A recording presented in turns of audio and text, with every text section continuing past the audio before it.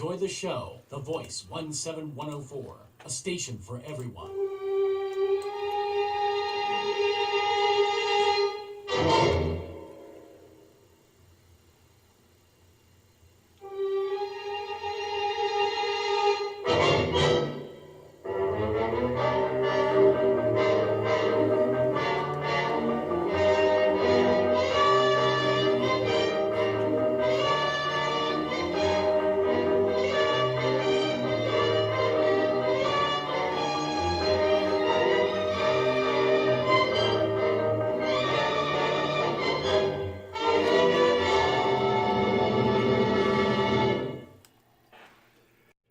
Good morning. Welcome to the all new Ron Chapel Show. This is a very special 2-hour presentation. How y'all doing out there? We come to you from Harrisburg, Pennsylvania.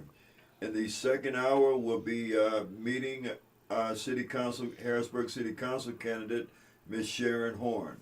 Right now, we're going to dispense with the street news and also community announcements. That'll be done during the second hour. And incidentally, we have a temporary change of telephone number, so I want to give you the number right now because I'm sure you may want to call during this broadcast, during this program. The number is 717-903-0497. That's 717-903-0497. All we ask is that you are a resident of Harrisburg and preferably a voter in the upcoming May 20th primary election, and that you can express your comments without any profanity, please. Okay. As a lot of you know, we have a very pivotal and very important primary election coming up here in Harrisburg on May the 20th, where we'll be selecting perhaps a new mayor, or we'll be keeping the incumbent mayor, Wanda R.D. Williams. There are four candidates running against her to unseat her. We have city council seats on the ballot. We have a Dauphin County court seat, 2 seats that will be on the ballot. And we also have a seat for comptroller, among a few others. So there's some city and there's some county seats on the May 20th primary election. What we're going to focus on in this particular program is the mayoral race. Now, there's been a lot of heated controversy about the various candidates that's running for mayor of Harrisburg. And so we'll find out on May 20th at that election who will be representing the city as his mayor. As a lot of you know, Harrisburg is a primarily Democrat city, and so the odds are whoever wins the primary on May the 20th will ultimately end up being the mayor of Harrisburg, unless there is a successful write-in challenge during the November general election.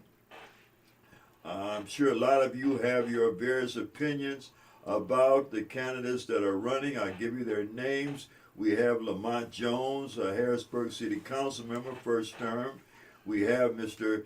Dan Miller, who is the treasurer of Harrisburg and former comptroller and former city council member. We also have Mr. Tone Cook, who's a community organizer. And we have Mr. Lewis Butts, who is a Harrisburg historian and also a community organizer.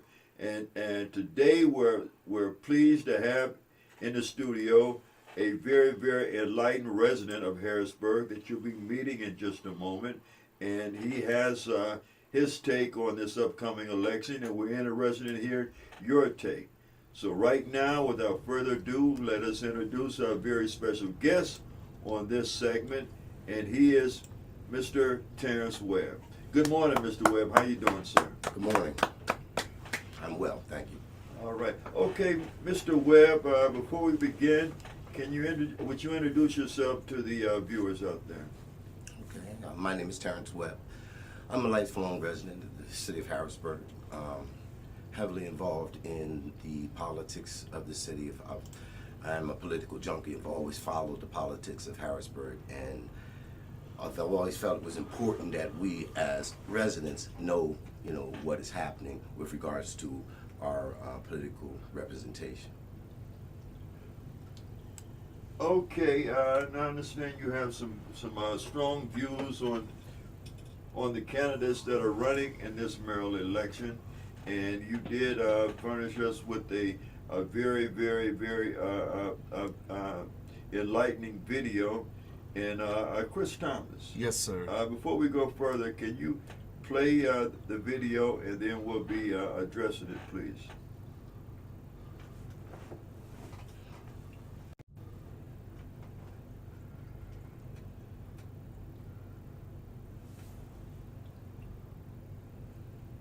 So my name is Terrance Webb.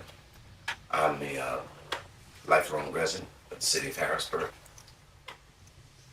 I want to talk today about the mayor's election in Harrisburg. A lot of different confusion, a lot of different kind of arguments about what's really happening. Recently, there was a post made by candidate Tony Cook, in where he stated that there was an offer made to him to go and speak with the district attorney in order to, I guess, settle some issues he had, some charges he had. And it was stated that Lamont Jones was setting up that meeting, trying to, I guess, kind of coerce him into getting involved with the district attorney to make some kind of deal so that he would basically silence him and his voice. I normally don't get involved in that kind of discourse because it's just, I don't feel it's necessary. But I do want to get involved with correcting the record, because while it is true that there was a request for a meeting with Tony in terms of the district attorney's office, but that was at the behest of myself. I and Tony Cook and Lamont, we had a rally for the young man, Amario Holmes, who was killed by the police officer in Harrisburg. We had a rally in front of the city offices, and after that rally, they said that the district attorney was having the findings, excuse me, for that charge with the officer. So I said that when the district attorney came down with his findings, we would set up a meeting and have a conversation with him about those findings. That did happen. The district attorney came out with his findings. We weren't happy with that. I reached out to Tone to have him come in, and so we could set up a strategy to go out and have a conversation with the district attorney's office. Tone was non-responsive in that. I didn't know why, but he wasn't responding to me. I reached out to Lamont and asked Lamont to reach out to Tone to get him so that we could go down and have this conversation with the district attorney, because what I had intended to do, and what I did do, was tell the district attorney that we were not satisfied with his findings, and to let him know that the community was organized in this effort. Lamont came back to me and said, Tone said he did not want to come. He had some issue with the court at the time, and he didn't want to be in front of the district attorney. So I went to that meeting. I spoke with the district attorney. I expressed the community's dissatisfaction with the outcome of his findings. I have the transcripts of that, and I want to show those to you here. Okay, Chris, I want to ask you to do this. First, we're going to read this transcript here, but after that, can you go back to the letter that Tone Cook wrote, because that went across kind of fast, and I don't know if people were able to really ingest everything that was read there.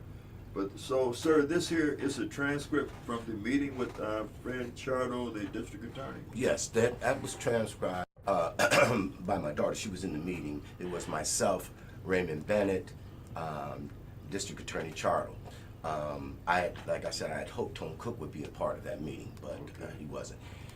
But it basically centered around the issue of the district attorney's findings on the what we thought was a wrongful death of Marion Holmes. Okay. And Marion Holmes was a young man that was unalived by a Harrisburg police officer. Yes, sir. The police officer ran the stop sign. You're saying that Marion ran the stop sign as well, but there was some particulars that I brought to the district attorney's attention, and we were questioning his findings over those particulars. Okay. And the district attorney, I believe, found that the police officer was not at fault. Yes, which is typical of these kind of findings with the district attorney's office. I have a direct relationship with the district attorney's office, and one of the things for me, the reason I have such a relationship is because the district attorney's office plays a pivotal role in our community. It deals with our kids extremely harshly, and we don't get the kind of considerations that most other communities get. So I was trying to have our entire community organized around having those kind of relationships and interactions. Okay. Chris, can you go back to the transcript? I'm working on it now, bro. Okay. Okay, sure. You want me to read Yes. what I can make out here? Sure. Go ahead. I'm sorry, Ron. Go back and show what you're reading, please. Can you do that back on the video here? Let me see here. It's gonna. Let me see. If you're not able to do that, well then, just let everybody know what you're reading here. Okay. So let's see here. No, this is a letter from Tone Cook. Yes, that's it. Okay, this is it here. Okay, That's it. Okay, I'll read this here. Okay, this is a letter that was transcribed by Tone Cook, candidate for mayor, and it reads, "I've said and I've taken on the lies and slander from everyone, but now I'll speak the truths all over again, and trust they know they can't deny, but they'll try. Those who know, they know. Now, one more thing no one is paying attention to. This all proves to be true in what I've told a few brothers and sisters. When Lamont Jones approached me and tried to get me to have a meeting with Fran Chardo, I refused because I'd rather take full responsibility for my actions than to sell the people out. Never would I tell anyone to stop speaking on a sensitive issue involving a young brother or sister's life. Never will I tell anyone to not speak on what they feel.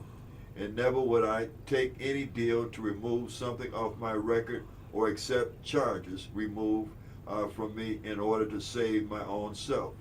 The reason why I can still stand and walk with my head up and chest out because I never have sold anyone out to make myself look good. And if it takes walking through the fire, well, here I stand unburned. To God be the glory. Allah Akbar. Unlike these slithering brothers and sisters we have that are willing to do whatever it takes to have a spotlight, I've never cared for that. I only care for the people. So I'm wrong for that. Then bury me wrong and let God judge me. But I'll never go against the people who aren't wrong by any means, and I'll never sell my soul. For anyone to ask me to just keep the people quiet or try figuring out a way to keep them from speaking on it, yeah, okay, I'm pushing for change. Okay, that's what we can see from there. Okay, so that's the response that Tone Cook gave, sir. No, that's the letter that he wrote. The video that I put up was the response. If you want to finish that, then we can talk about that. Okay. Well, is there more to it, Yes, Chris? there is. There was more to that letter. Yes. No, to the video. Oh yeah. Okay. Okay, it's more to the video. Okay, now Chris, do you have the transcript from the meeting, the Fran Charlo meeting, the district attorney? Yes, sir. Okay, would you read that, please? And this is a transcript transcribed by your daughter. Yes, she was in the meeting. She was taking notes, and like I said, Raymond Bennett, myself, and Fran Charlo. This was in. Okay, who is Raymond Bennett? Raymond Bennett is a teacher in the city of Harrisburg, a concerned citizen, also active in the politics. Okay. Okay, so it says Fran Chardo understands the perception in the community is that there is special treatment for the police.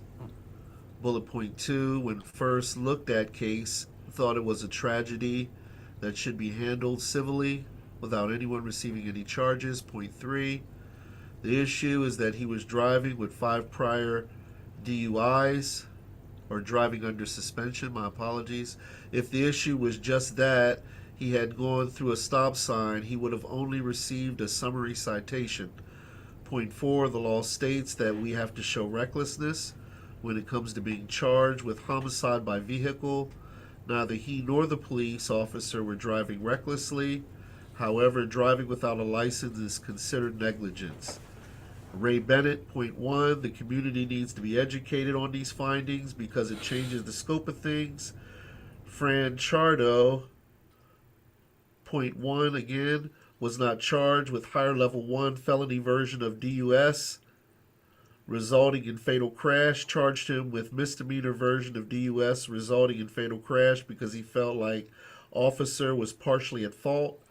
That was not articulated in letter because did not want to get involved with civil litigation. Fran Chardo, they are not juveniles. Boys' age range from 18 to 19. They were not represented unless a juvenile would not have represented present unless requested. Assured, the Q&A was very gentle. Point 2 from Fran Chardo, the law states that there are different provisions for driving while under suspension. Would be happy to come out and explain in more detail to the community. It is challenging to convey messages via short news clips. Terrance Webb. Extended invite to Chardo to come out and get to know the people in the community. Ray Bennett suggests the people come out to the community and open an honest dialogue, hold trainings, and educate the community on actual rules, laws, and regulations in order to broker a relationship. Fran Chardo agreed. Would be very valuable. Terrance Webb would like to revisit previous discussion with George Hartwick regarding money available for different programs that have not been spent yet. So then I think we continue on. Ray Bennett suggests the police come out to the community and have open and honest dialogue, hold trainings, and educate the community on actual rules, laws, and regulations in order to broker relationship. Fran Chardo agreed. Would be very valuable. Terrance Webb would like to revisit previous discussions with George Hartwick regarding monies available for different programs that have not been spent yet. Economic input is needed. Fran Chardo agreed. That would be valuable. Happy to assist. Okay. No, it's Yes. You were saying something. no. I said A little there's bit more. more to that. Okay. Okay. There's a lot more to that. Yeah, It's kind of hard because to. Go ahead, I'm sorry. You're skipping over some of the most critical pieces. Yeah, why don't you ad-lib, because it's hard to do it on because, video like I that. was talking to Fran Chardo about the fact that the community, you didn't speak to the fact that I said the community was not happy with his findings. This is a consistency with the police and the district attorney's office in terms of how they find no fault when these kind of fatal interactions happen with the police. I brought that transcript to show that I am nobody's yes man puppet or any of that kind of stuff. When I speak about this community, I speak with passion and true concern for the well-being of our community. I speak truth to power regardless of whom it is. black or white. And Fran Chardo is someone that I had developed a relationship with due to the fact that he had sentenced a young man to a very long sentence who was working in a program that I had. Fran Chardo and I had gotten into a discourse about that, and from that we built this. Hold that thought. Just a minute, please. Was it a judge that sentenced the young man? Because I understand the district attorney can only bring charges. And so when I say sentence, I meant he put a long sentence on him, and of course the judge went along with that. okay, he recommended a long sentence. sentence. Okay. And the judge went along with it. Okay. So in that, I built a relationship with the district attorney's office, seeing how impactful they are in our community and how they impact us every day, which is why I said initially to Tone, which comes around to this letter or this post that Tone made. He is saying that Lamont was trying to get him, or suggesting that Lamont was trying to get him to make a quick pro quo. Now, like I said, if you play the rest of the video, you'll see where I was talking about. We're going to play the rest of the video. Chris, you want to pick it up, or do you want to interject this now, or you want to say it after? I'll wait. Okay. Chris, can you go back to the video and continue the video, please, if you can find it that you stopped at.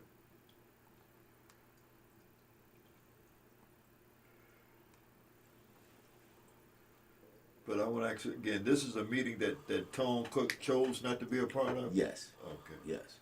Yes. So after that right there, you can scroll past all that, because that's what we were just talking about.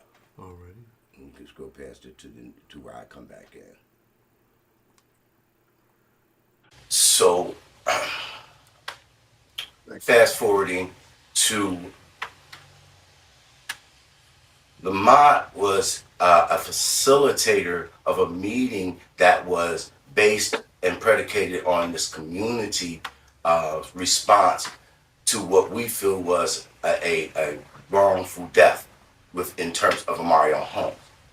Now, I'm not going to speculate as to why he's saying it that way and why he's trying to kind of make it sound that way, but that's not the way that happened. That particular meeting was done at the behest of myself. Okay, so in terms of the field of candidates that we have for mayor this time, I'm going to be completely honest. I'm what they call a super voter. I voted in every election since the time I was 18 years old. I'm 70, so you do the math. I've never missed an election, and I feel that it's important. And this field, by far, is probably the worst I've ever seen. And that's being candid and honest. I think that in terms of each individual, there's some, like with everyone, there's some qualities that have redeemable factors. I think that Louis Butts brings to the table some very creative and innovative ideas and concepts that could really work to bring in other people from outside the city, investors and alike.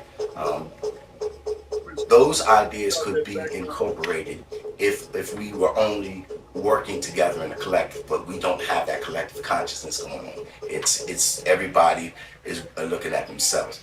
So while I think that Shark has some very good, creative and innovative ideas, I think his presentation has hurt him. He's always very jovial, always joking around, and people don't really find that the quality that they want in a mayor, because they want someone who's stalwart and has that kind of presence that says I'm in control, not everything's fun. That's just my take on that person. When it comes down to Tone Cook, I think that while I think that young man loves the city, he has passion for the city and wants to see good things in the city. I think that it's going to take a lot of understand to run a municipality. We're not talking about just running a certain area, section of the city. We're talking about running the entire operation, and it gets very intricate. I thought very seriously, and I had spoken with Tony directly about running for city council, getting some experience under his belt. He would probably make a great mayor once he really understood the operations of the city.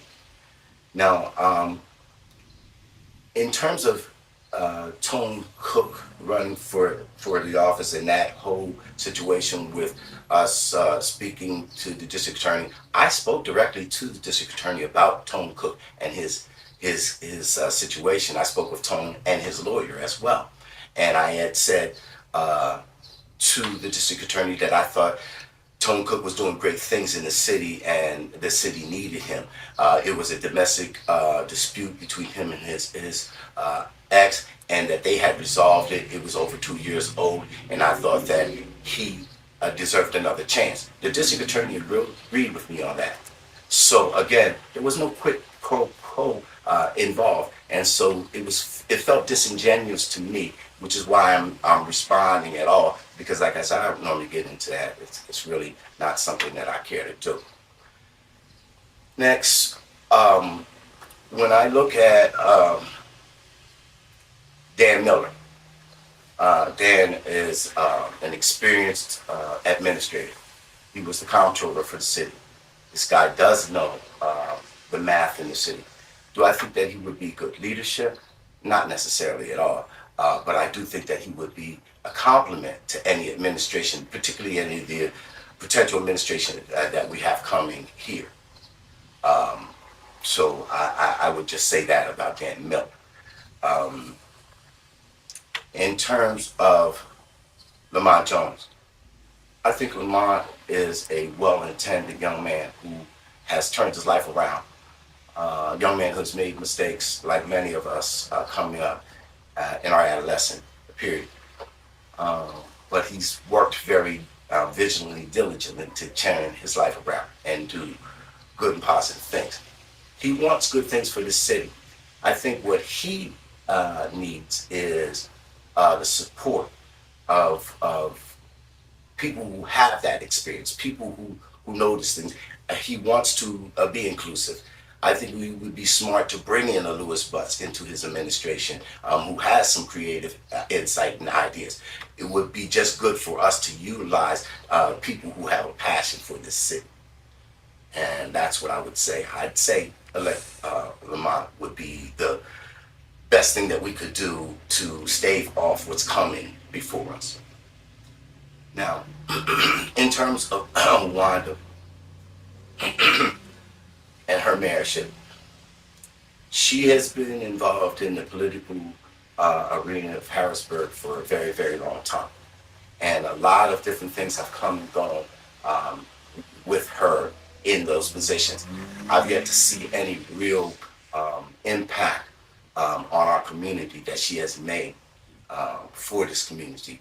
I've known that she has been involved in some things that I feel really draw serious question as to her credibility and someone that we can really look forward to helping this community. There is a gentrification that's going on in Harrisburg that has been a 25-year process that she was right involved with, never once obstructed or stood up to in question. Black people in this community have been completely outside of the equity piece of Harrisburg. And you would think that with a black mayor, a black mother, that we would get better, but we did not. And that's my take on the mayor's candidates field. What type of things do you want to see change in the city? I think the change that we're looking for in the city is several.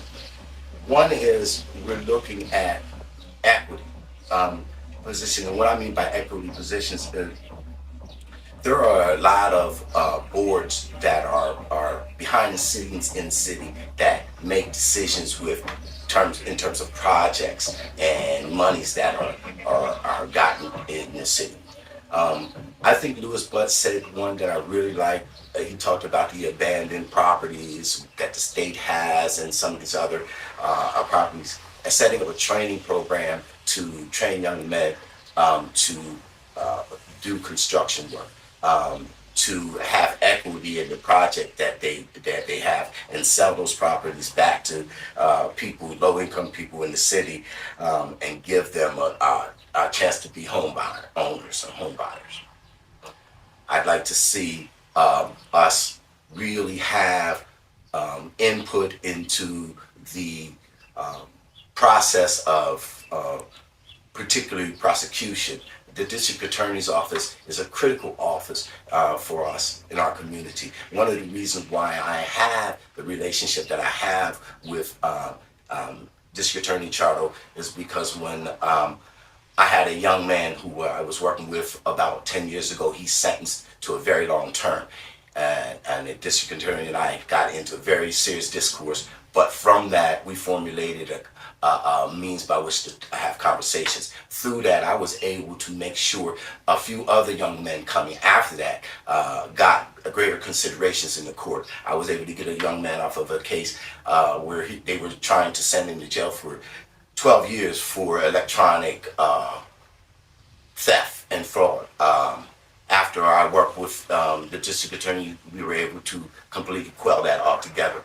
And that and a lot of other situations that I've dealt with directly, that I feel that if we have direct involvement with these agencies, with these people, these prosecutors, and these people who make decisions for our young people, we would be able to make a difference.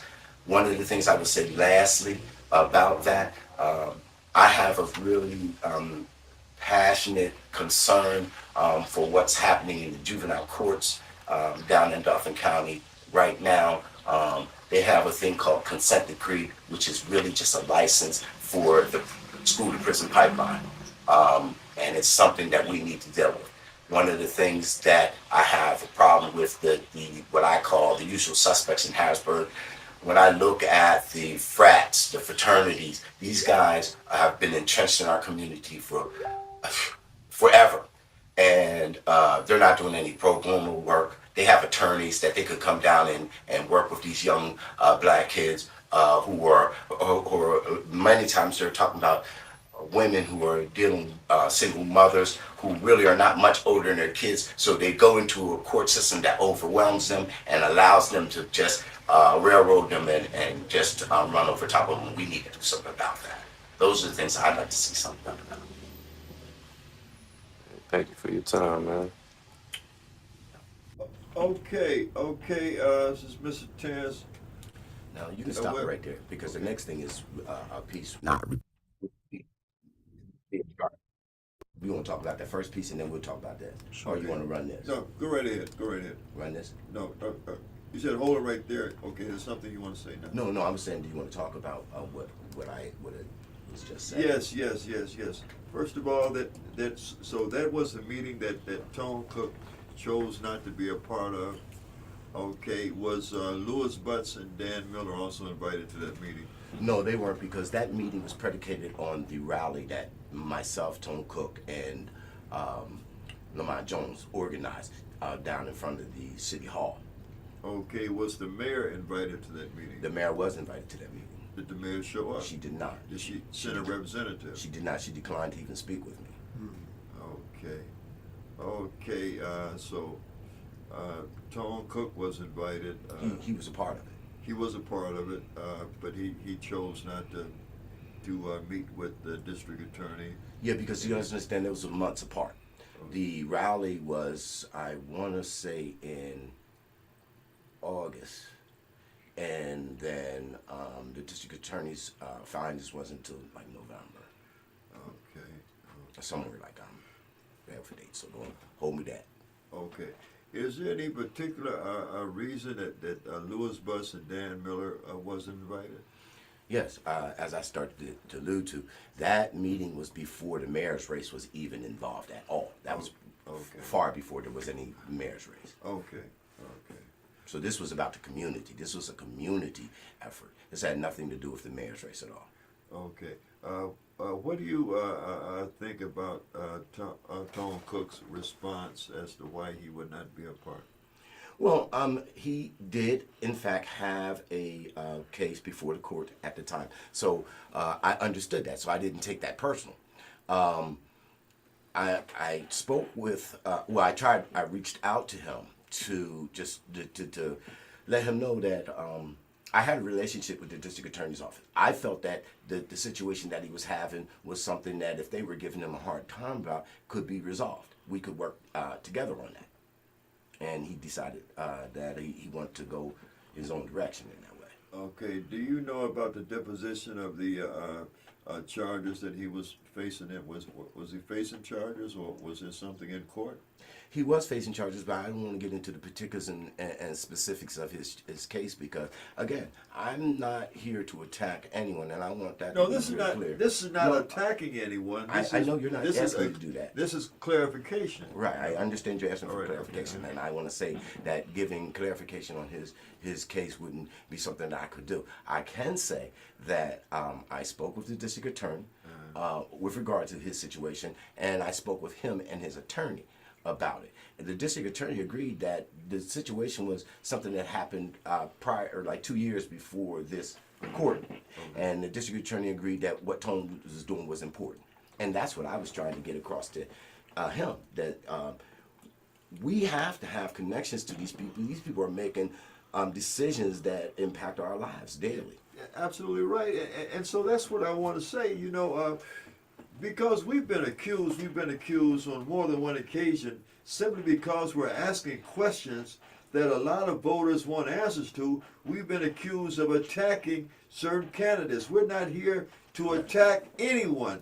It's just very important. It's very important, and you should feel that it's important, that if there's questions that voters have about people that are going to represent this city, that we should have a right, and we should be encouraged to seek answers. We have a right to ask questions of candidates that we are about to put in a position of either being a mayor, a judge, or a city council member. There shouldn't be anything wrong with that, and I think that it just seems that nowadays some folks are just getting too overly sensitive, too emotional about these situations, when it's strictly a matter of business. It's a matter of business etiquette to ask questions, to seek answers.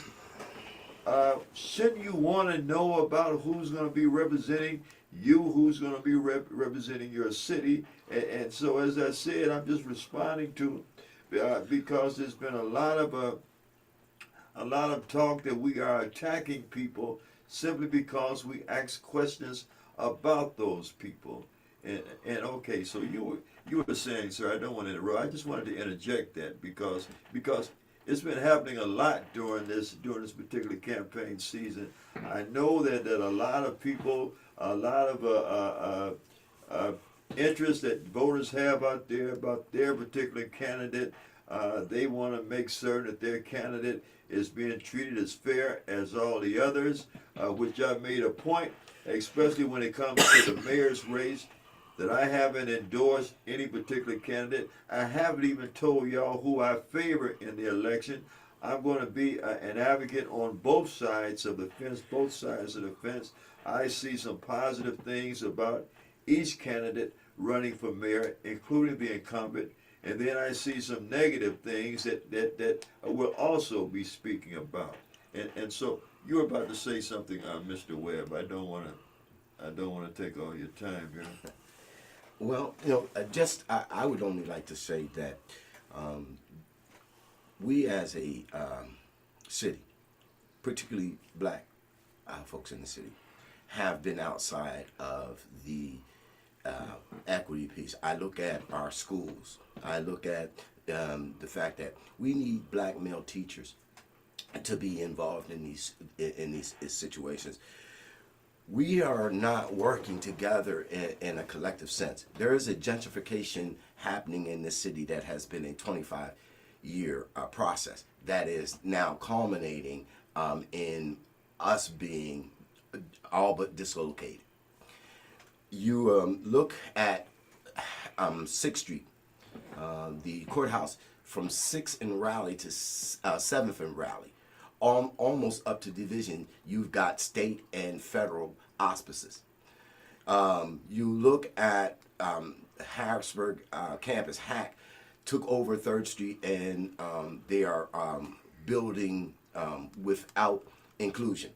Most of the contractors that are in Harrisburg are building, and when they say affordable housing, they're talking about numbers from like $140,000 to $190,000. Who is that affordable for? When you look at the federal courthouse, and the federal courthouse has somewhere in the neighborhood of 2,000 people that it will employ. They're working on a skeleton crew right now, but they will be employing 2,000 people. How many of those people do you think is actually going to be black? How many of those people do you think are actually going to be from the city? Okay, just let me interject this question here. Okay, how does the mayor's office, how could the mayor's office affect what you're speaking of now? Well, I'll tell you, if you understand contracting, from the beginning, Steve Reed made several white contractors millionaires. He made several. So that if you're telling me how does that impact us, look at the federal courthouse, which was a $700 million project, that there was no minority representation in that. And this is a continuum. So when you see, what we have to be able to do is take control of the governance of our community. And when we, in order to do that, we must be collectively working together. It must be a cohesive effort. We're not doing these things, so we are always outside of the equity of those situations because we are not working together cohesively. Okay, hold it up, man. Let's open up the telephone lines. Okay, are you willing to take calls? Absolutely. Okay, if there's viewers out there that want to have some input in the program, if you have a question or a comment for Mr. Webb, please give us a call. The number is 717-903-0497. That's 717-903-0497. Okay, Mr. Webb, you know, we, as I say, all the voters have different views of these various candidates, and I can see positive and negatives on each particular candidate. Hey, Chris, before I go into that, is there any comment that you want to make? Do you have something you want to say? Give me about, 1 second. Let me see if I can about get what's this been call. said? Let me see if I can get this call in here. Okay, we have a call coming in. I can get it in here.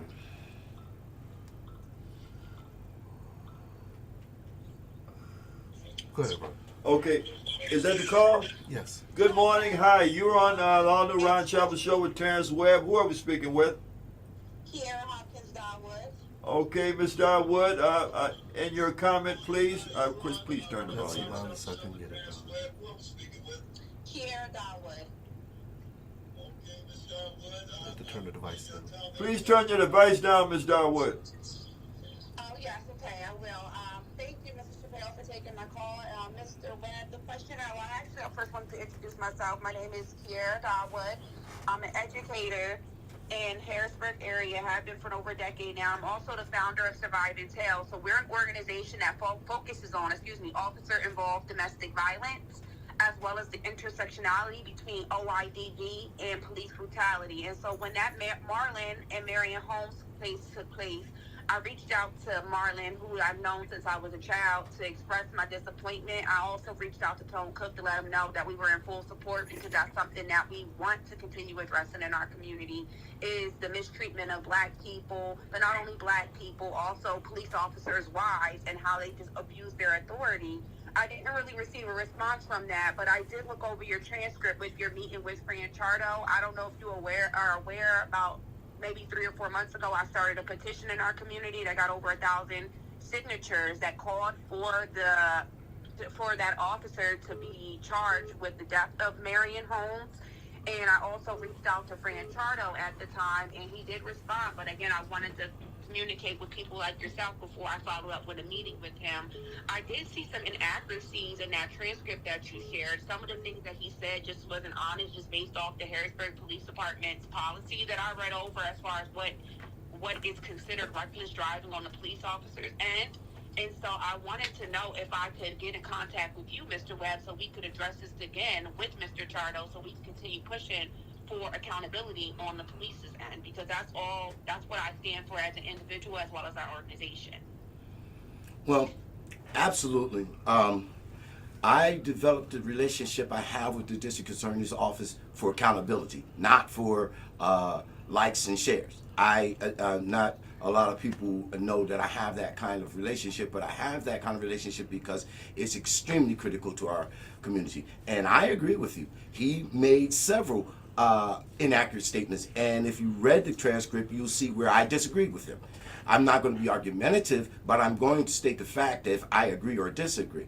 So in terms of this community organizing around that issue, I'm more than happy to continue that, because I feel that honestly we need a truth and reconciliation council like they did with the Nuremberg hearings, in terms of holding the Nazis accountable for Jewish deaths. There have been several black men in this city over the last 50 years that have been killed, and there has been no accountability for that whatsoever. And I'm talking about from any administration. And that's something that has bothered me for a very, very long time. I have gotten involved with several different campaigns based on the inequities that black people face in this community. So most certainly you can have my number, and I would be more than happy to speak with you. I appreciate it, because I just take issue with a lot of the candidates right now that aren't really advocating for police reform. Like that's a lot of them. Like I know we just had a panel discussion with Selwyn Jones, George Floyd's uncle, last month, and only one candidate attended, and that was Dan Miller. We invited Rhonda Williams' office. She said she was interested, but she just got the invite too late. They did reach back out and say that they would have liked to attend it. But those are the type of things that every candidate should be involved in. It really bothers me that they're not willing to actually hear from the experts in the community. I am an OIDV survivor. I work with OIDV survivors throughout the country, and they need OIDV policy, because police officers are known to abuse more than the general population. Not a lot of people know that. But when you have Lamont Jones in debate saying that we don't have an issue with cops, that's not the case. What about that young man that was shot 20 times on Derry Street in June 2024, only to find out he did not have a weapon? Who's looking into those type of things? Well, I'd like to say this about that really quickly. We did not finish the video, but in the there's a second part to this video where I'm talking with District Attorney Chardo. I have a podcast. I interviewed him on it. I challenged him on the juvenile possession of weapons. I challenged him on the findings of 25 young men being killed out in Dauphin County and no accountability. My thing is, we can have relationship with these people, but we must challenge them. There's nothing wrong with having a relationship with that hospice. What's wrong is if you have a relationship with that hospice and you're not trying to get accountability out of it. If you're trying to get something personal out of these kinds of things, I'm not going to say anything to you. That's your business, but that's not who I am. Okay, Ms. Deadwood, I want to thank you for your call, and we have time perhaps for one more call. So thank you, ma'am. Thank you. Thank you. Okay, folks, the number is 717-903-0497. If you want to call in to speak to Mr. Terrance Webb, we have about 10 minutes left in this program. Now, you mentioned that you have a podcast, Mr. Webb. Tell folks how they can access your podcast. We have a podcast called Pause for Thought. It's based on intellectual conversations around a host of topics. Now, at present, we're not running that because the producer for my podcast kind of fell by the wayside. So I'm in limbo, but I'm looking. If there's anyone out there interested, yeah, all right, well, got a man that says he's interested. So we're looking for a new home. Okay, well, I believe we may have space at this house. Chris Thomas, you can speak to that. You can speak to that after the broadcast. But so, folks, if you want to call in, if you have a comment about this mayoral race, and I'm pretty sure it's on everybody's mind, because will be the person that'll be representing you nationally and internationally. And so we should be very, very particular about who we want to assume to that office, or are you happy, are you content with the current mayor being in that office? It's very interesting. We feel the same way. If I could pick out one candidate right now for a moment, and that's Mr. Lewis Butts. I think that he does have a lot of good ideas, a lot of good progressive money-making ideas about the city. But I even wrote about his degree of stage presence, if you will. I think that if he could take more command of the space, if he could take more command of the space and perhaps had the proper coaches or trainers around him, I think that he would have been he could be a more effective communicator, because he do have some good ideas, but as you say, everybody don't want to see everything as fun and games and everything is jokes. And right. So, and so I see that about him and his ideas. I like Tone Cook's ability to organize certain events in the community, but as you were saying in the video, I don't know if we played that part yet, or you said in the video that may be good on a small scale for a small neighborhood or a small side of the city. But when we talk about running a city with all its different intricacies, perhaps we need someone with a little more executive experience in those areas. When it comes to Mr. Lamont Jones, now here's a person that has had had a life, dealing with the ins and outs of the streets and found himself on the other side of the law living, but he has straightened up his life, and he is right now without any criminal record because he did get a pardon for a pardon for his past mistakes. And here's someone that do know some of the ins and outs of running a city because he is serving as an active city council member, so he knows what the executive office and the legislative office deal with. You know about certain contracts and certain people that approach the city and the wool they may try to pull over the residents' eyes, and so he's right there in the mix. When it comes to Dan Miller, here's a person that knows the numbers and know that the financial aspects of the city, things in a lot of ways are just not adding up. And he's seen contracts come to the city, he's seen contractors come to the city, and he know some of the things, some of the shady things that some of these contractors might do to try to pull the wool over the eyes of some of the residents. The only fear I have when it comes to Mr. Dan Miller and also Mayor Wanda Williams, because unfortunately I haven't seen her too progressive or too assertive in these areas, is that now we have a who I believe is a reckless loose cannon of a president who's right now, I believe, one civil rebellion away from releasing the police on the general public, on the population, without any fear of accountability. And I think that when it comes especially to a city like Harrisburg that's already experiencing bad times or bad actions from non-resident police officers, that we need someone in the mayor's office that's going to be able to speak out and speak up and speak out against certain matters and make sure that the residents of Harrisburg will be treated with respect, will be treated with dignity that they deserve. And so I would want someone in that office that would be fearless in that way. Yes, sir. I'd like to say one last thing before I do leave.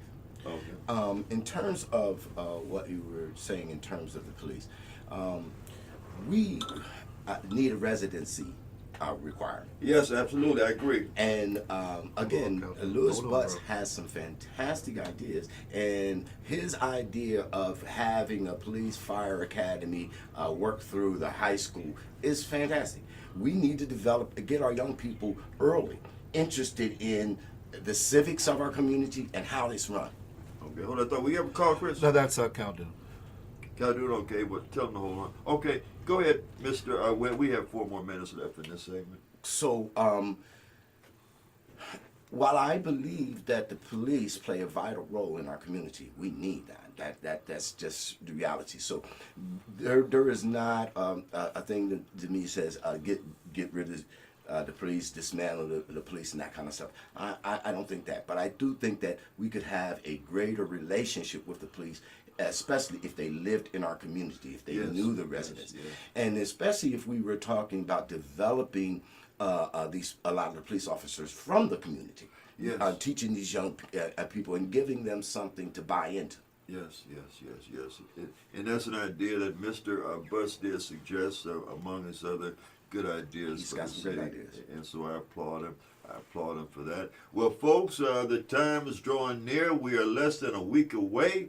You'll be deciding who will be the mayor, the incumbent mayor, or whether you keep the incumbent. Wanda R.D. Williams is mayor of Harrisburg. Just be sure that you get out and vote, because if you don't vote, someone will be voting in your stead, and they may elect someone that you're not pleased with. And so I want to thank Pastor Chris Thomas for his engineering, and especially dealing with some of the technical difficulties that we've had with the phones over the past few weeks or so, and I understand that they're going to get that corrected by next week. Is that correct? That's the Chris plan, Thomas? sir. That's our Okay. plan. That's the plan. It all started when they tried to fix something, when the phone company tried to fix something that wasn't broken. But Mr. Webb, I want to thank you so very, very much for taking the time to be with us today.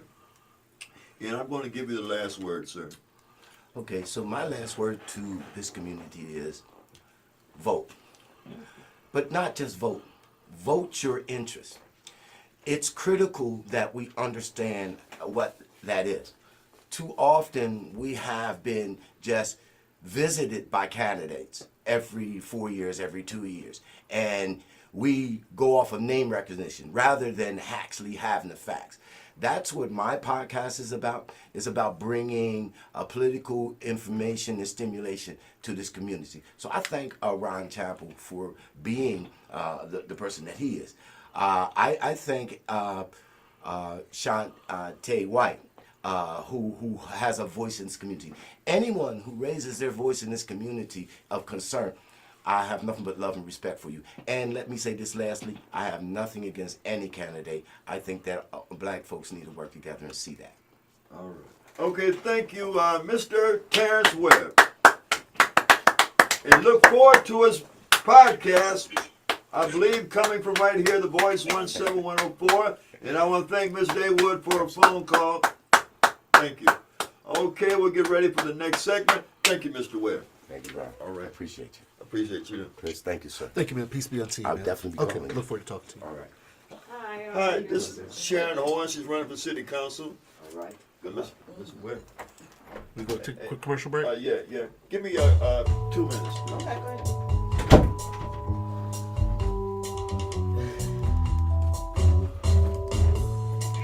Hello, Miss Horn. I see a new hairstyle. Just hold on. I'll do 1 sec, bro. Okay, I see a new hairstyle. Looks good. Okay. I guess I should have warned you that we had another program that was going to be on. Go ahead. No, go ahead. How you doing? I'm doing all right, too. You said you wanted to complete something this morning. Yeah, I just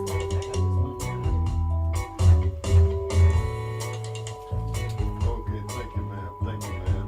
And we do our best to make sure we get you across the finish line. So So you can have a seat over here. We're not going to show you until you introduce them.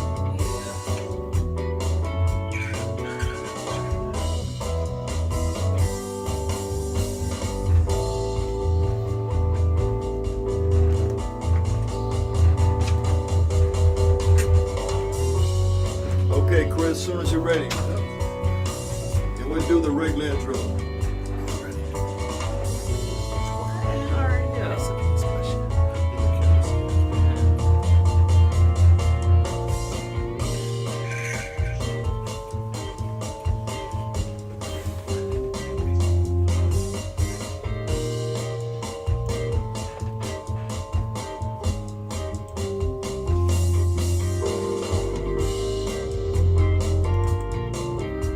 The Voice, 17104, Harrisburg, Pennsylvania. Touching lives with the power of internet radio.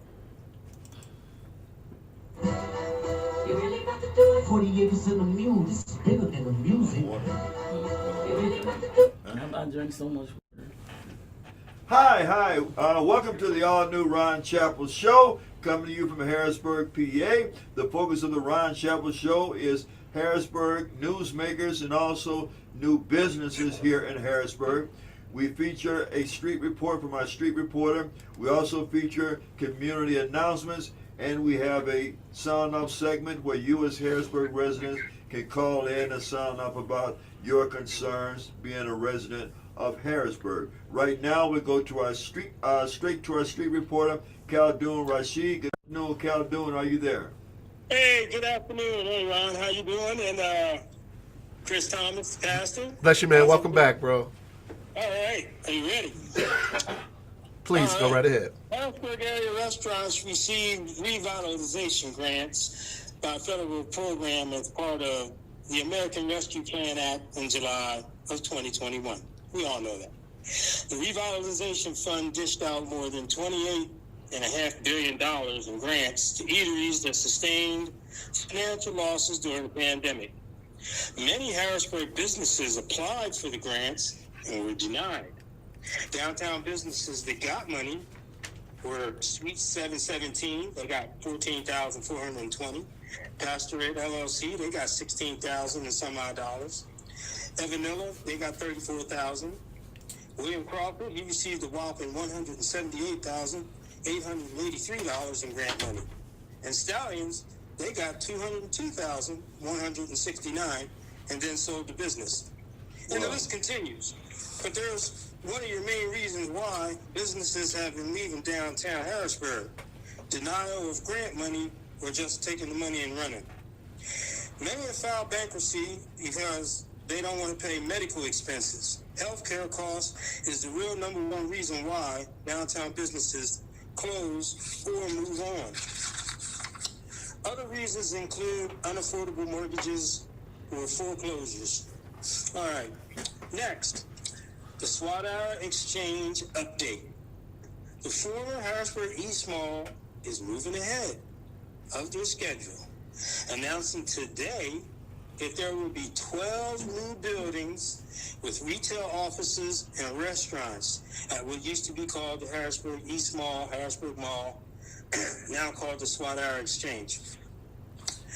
Upcoming business events in Harrisburg, a Fire Expo 2025 is beginning on Friday, May 16th, tomorrow through Saturday, May 17th. Also, tonight is the Entrepreneur Roundtable, Men in the Kitchen, at 6 p.m. at 606 North 2nd Street.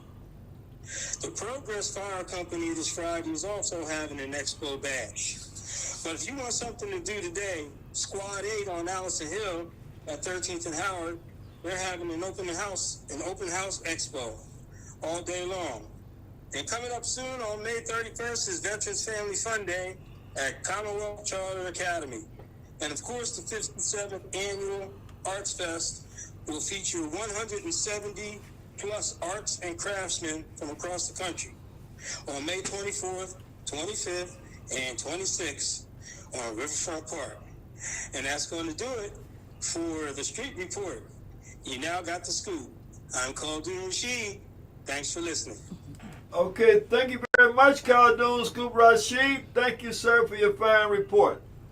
Yes, sir. Okay, what sticks out in my mind about this particular report? You mentioned some businesses that received grant money from the city, and then they turned around and fled the city. I think you mentioned Stallions, the Club Stallions. Did you say they received over $200,000? Yes, they did. And then they sold it. And then they turned around and sold it. You know, there should be some kind of accountability for these particular businesses. There should be some guarantees that if they're going to receive grant money, well, then they should obligate themselves to remain here. I'm not going to say remain here, but they should state that they will continually run a business here. That we won't find ourselves in the same situation that we find ourselves now with that particular business. And it makes me wonder if the city have any way of recouping some of those funds, because if those funds were given for that business to help them with not only aesthetics but also with employed city residents, and then they take the money and running, it's something to me tells me that there may be a little bit of theft right there, or theft by deception or something. Right. And so have you heard of any kind of a going on right now that at the end of May, the city of Harrisburg forfeits the COVID relief fund money that's left over, because it was a 5-year limit on using it and distributing it out. And that's one of the big issues with the Heights Menaker Senior Center. Yeah. $250,000 grant is part of form that they're not going to get, and the city council would rather let it be forfeited than give it to them. Okay, so are you saying that do you think there's still monies left? Yes. Yeah, for just like maybe one more week, and then it expires. Okay, Chris Thomas. Shout out to Chris Thomas. You know, you have a business here, but anyway, Khaldun, thank you very much for your fine report, sir. All right. Okay. Have a great day, Calhoun. Talk to Thank later. you. Yes, sir. Okay, Chris Thomas, now for community announcements, please. Again, Ron Chappell, thank you, bro. Again, our community announcements are very brief today. There's only one, and that is brought to you by the Ron Chappell Show. Again, if you want to be a guest, again, if you want to talk about your platform, again, your services, and or your business in the Harrisburg or surrounding areas, again, the Ron Chappell Show, again, is your go-to spot, especially during AKA Election Central. So feel free to reach out to Brother Ron, again, if you want to be a guest. Again, if you want to, share your products, your services, your business, your ideas with a worldwide audience, feel free to reach out to Ron Chappell right here on social media, or give us a call here at The Voice, or send us an email, thevoice17104@gmail.com. Now back to you, Ron. Okay, thank you. Chris Thomas, let me ask you, I should ask you before the show, did Jocelyn Rawls send us in a report from City Council? I will look as you move forward. I don't believe so, as I checked yesterday, unless she sent it this morning, sir. Okay, if we have to extend the program 5 or 10 minutes, if their report come in, we'll be sure to air their report. I know Sure. she's also extremely busy, not only being a city council member, but being a public school teacher. But I think the last time she sent a report, it was an audio report. And so if that happens to come in, just let me know. But right now, back to business at hand. Folks, as you know, there's a very exciting primary election coming up here in Harrisburg, May the 20th. The last segment we spoke about the mayoral race, but what's very, very important also is the legislative branch of the administration of the city, and that's City Council. And so we're pleased to have back in studio today a candidate for Harrisburg City Council. Some of you remember her, but for those of you that are meeting her for the first time, we're going to let her introduce herself to you. But first, Chris Thomas, join me as we welcome back to the set Miss Sharon Horn. Thank you. Well, good afternoon, Ms. Horn. Welcome back. Yes, I'm glad to be back. Okay, for those that are not familiar with Sharon Horn, introduce yourself to everybody, please. My name is Sharon Horn. I've been living in Harrisburg City all my life. Camera exclusively on her. Thanks, Chris. All my life. I have been working with the community, and also I have been working with people all my life. I'm just like I love people, and to make sure they get what they need to get. But most of all, I have like uh, 8 grandchildren. I have 2 sons. So I know what it's like to be in a city and going through a lot of things. I have encountered a whole lot of things, difficulties as I was growing up. But also, it just let me know that we still have, as a community, has to come together. But me, I'm here. I'm running for city council. We need new leadership. We need change. Some things sometimes needs to be shaken up. And that's what I'm here to do, to make sure things are done in decent order. The community is getting what they need.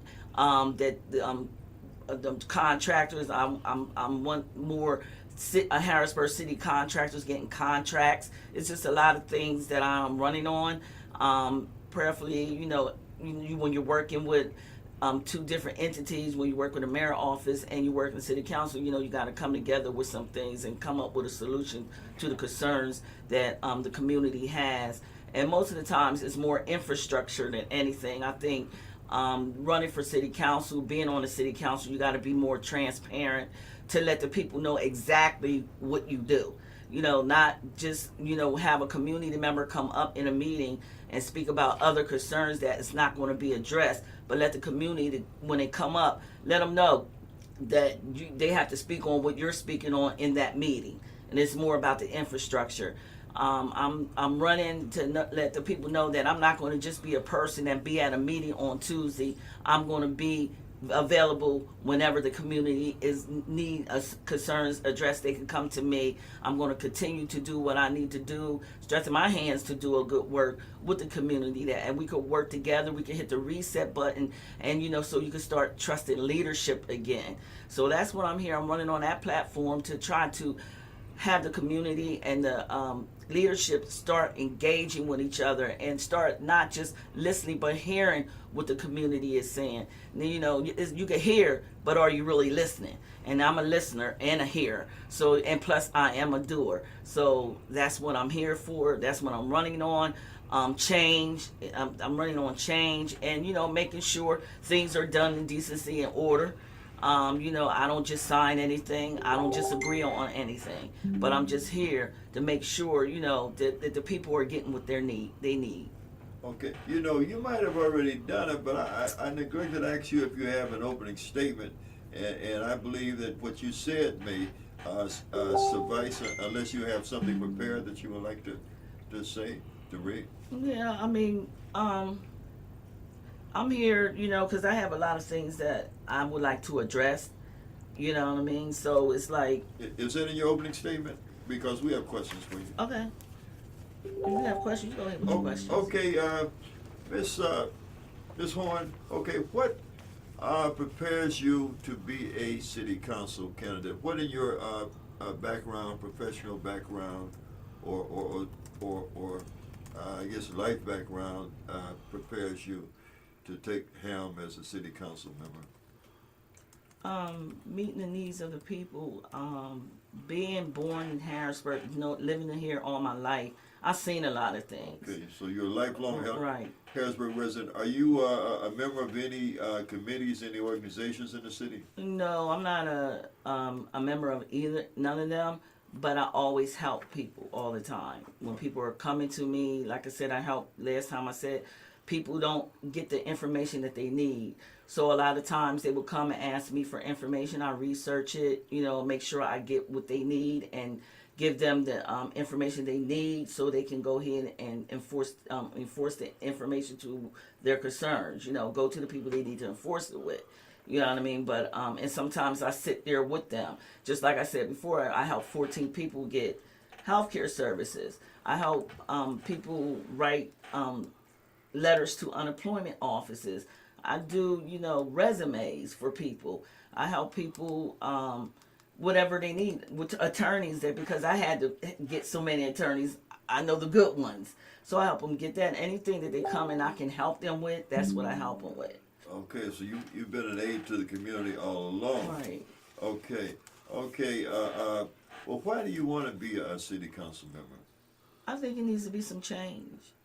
Okay, change how so? I mean, change. Like I said, it needs to be more transparency to the community. Don't waste the community's time to come to those meetings. I mean, they need to come to hear about how's the money's being spent. I'm not saying that. You need to know where your taxpayer money is going, and you need to know that. But like when they come, a lot of community members comes to those meetings expecting to hear something, and expecting their concern to be addressed. But it's not going to be addressed if it doesn't have nothing to do with the infrastructure. Okay. Yeah, what is your platform for this particular race?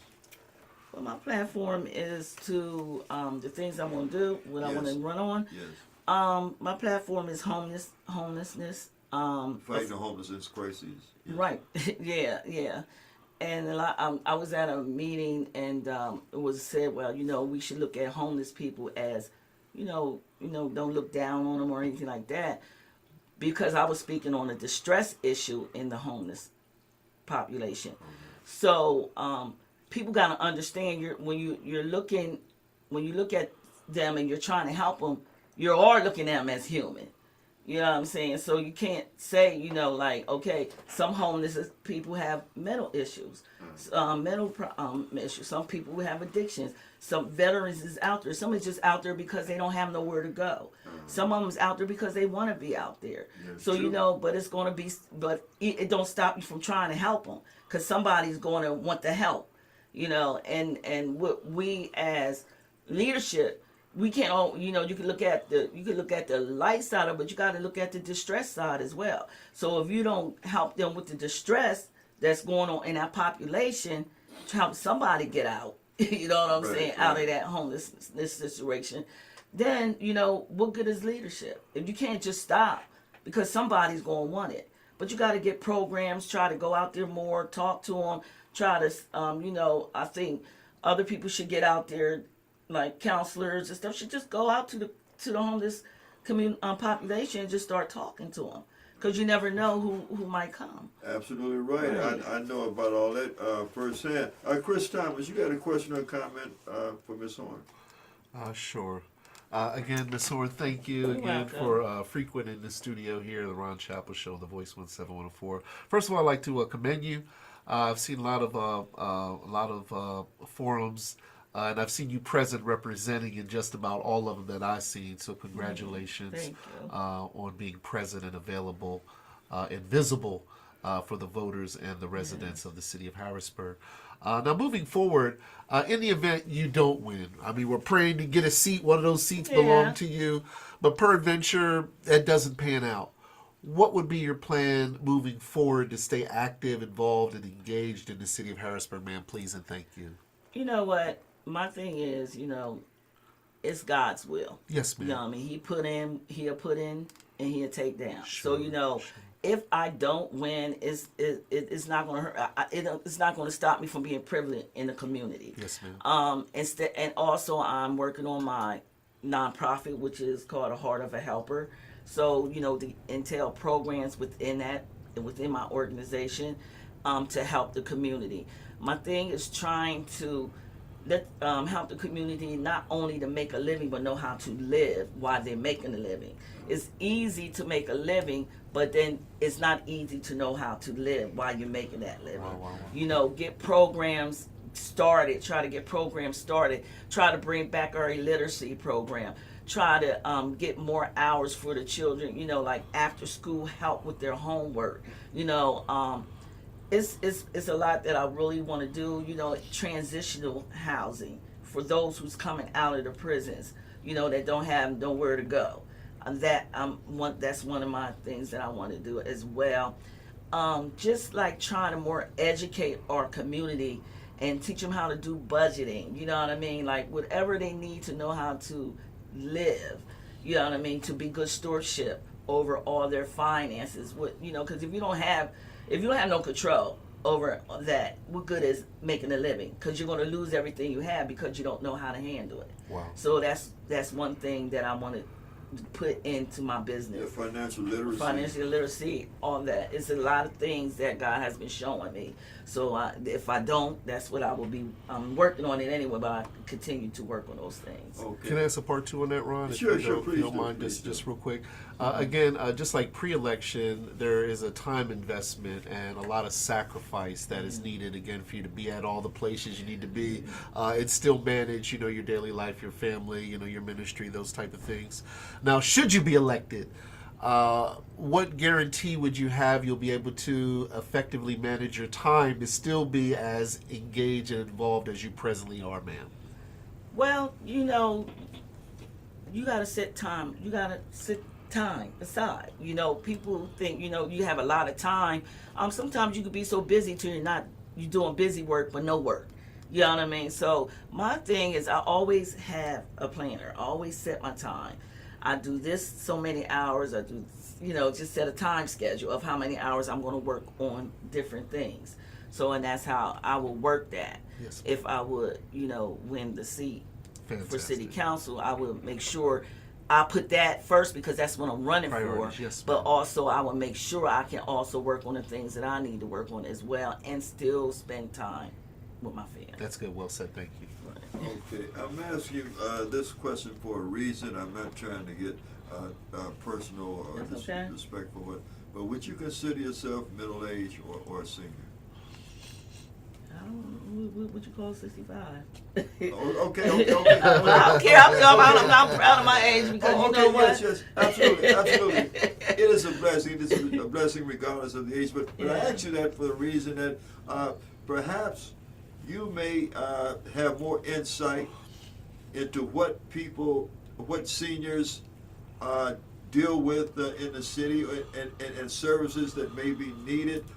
And so perhaps you can address some of those things because you can identify more so because the city council that we have now is comprised, I would say, mainly of what they call millennials, Chris Thomas. Yes, sir. Okay, and so perhaps they cannot really appreciate the I don't want to say challenges, but the situations that a lot of seniors in Harrisburg have to deal with. So, do you think that you can highlight some of those things? Oh yeah, Okay. Seniors. I love my seniors. Okay, please do. I love my seniors because the seniors are the pillars of of our foundation. If it wasn't for the seniors, we wouldn't be here. Absolutely Period. right. Absolutely. You know what I mean? Absolutely. So we have to respect our seniors first of all, and we gotta let them know that they're loved. I have one thing that you was just saying about the Heinz Center. I have a problem with that because, even, for not giving them the money, and if it's COVID money or whatever like that, they were supposed to get that money to keep their business running. So I feel as though they should have gave him the money, and whatever thing that they were looking for afterwards, they need to put that in writing, and that let the person know what they needed to do to get future grant funds.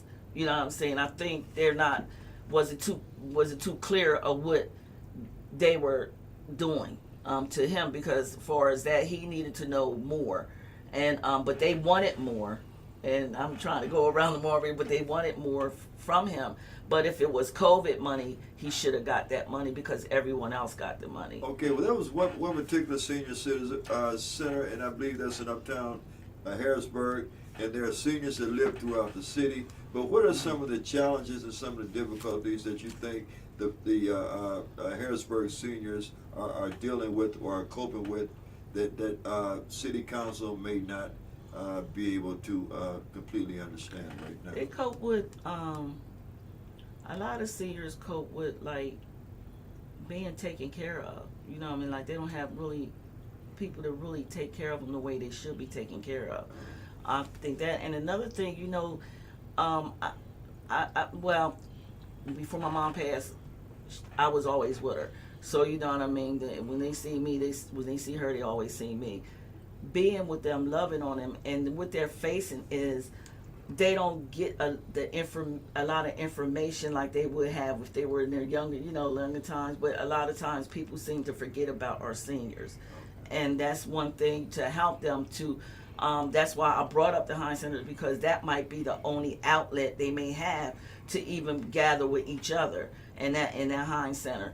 But also, getting to the doctors. Sometimes, they're on those, the buses to come pick them up, the vans that comes pick them up, and they go to the doctors. And sometimes they sit so long waiting for them to be picked back up. So I had to ride with my mom. I got permission to ride with my mom because she used to always say that they take so long to come pick them up. Some of them has diabetes, some of them has high blood pressure, so some of them has physical problems. So my thing is to try to get something that can help singers. Like, say, I'm trying to put it into place, but what I'm saying that they can get what they need.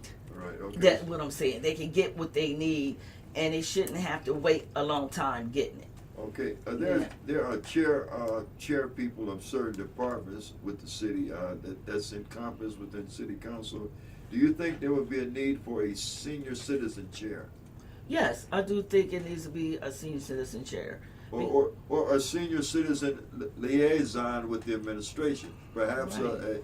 If there's a mayoral candidate that's listening, well then perhaps if you are not successful in your run for city council, and of course we hope that you do achieve that, but would you be available if you were selected to be a senior citizen liaison with the whatever income administration that they're making? Yeah, I would, because it's needed, really, because that's an important thing, because our seniors are, now that they get older, it seems like a lot of them is being left out. You know what I mean? And a lot of them can't get don't get the information that they need. Just like I said, I help 14 people get healthcare services. I was with them from the start to the end, to all the way up to they got their hours and they got their healthcare worker. Okay. And some of them was senior, that I helped. Sometimes they need their medicine picked up, or to making sure they're getting their medicine, making sure they're getting the quality of life that they need to be getting, that we can give to them as well. Yeah, I will really work with them, because, just sitting around them, listening to them talk, and just seeing them, it seems some of them that's so hard to get around, and sometimes some of them I see that gets mistreated, and they really need somebody to speak up for them. As well. Absolutely. So I see that a lot. And folks, don't you see it? Don't you understand and believe that what the city council need is, because I don't think that we have a senior citizen on city council. Do we, Chris Thomas? I No. don't believe so. No, I don't think so. And I think that we need someone on there that can identify with the senior members of this society. I mean, the millennials, I'm sure they all they all mean well and good. They all have parents, or perhaps they have parents that are seniors, some of them. And so, but to have a senior sitting there on city council, I think this is someone that could really identify with the concerns of the senior population of the city.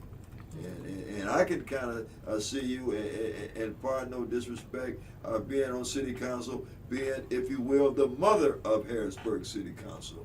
And I think that's what Harrisburg City Council could really use, Pastor Thomas. Okay. To have a mother of Harrisburg City Council, and hopefully that may end up being Miss Sharon Horn. Wow. So what do you think about that, being the mother of Harrisburg City Council? I don't mind that, and it's just like, for as my seniors, and also working with the youth as well, because like I said, I was a family engagement specialist up at Camp Curtin. A lot of they will always come and say, Miss Horn, knocking on my door, and it was just so funny. But they would come in and they would sit in my office, and I said, y'all not supposed to be here. You're supposed to be in class, but I still listen.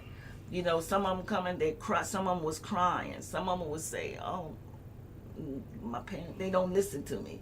You know what I'm saying? So and I would help them in every way I can. So in that same way that my love is for seniors, is also for the youth as well, because a lot of times we hear them, but are we really listening to our youth as well? If we don't start investing in them, how are we going to get a return? Because what good is it going to? What good is the economy going to be, or infrastructure if we don't have nobody here to work it or spend no money for it? And if they don't know, if they're not trained up right to know, and I think also outside of having senior, senior programs as well, youth programs.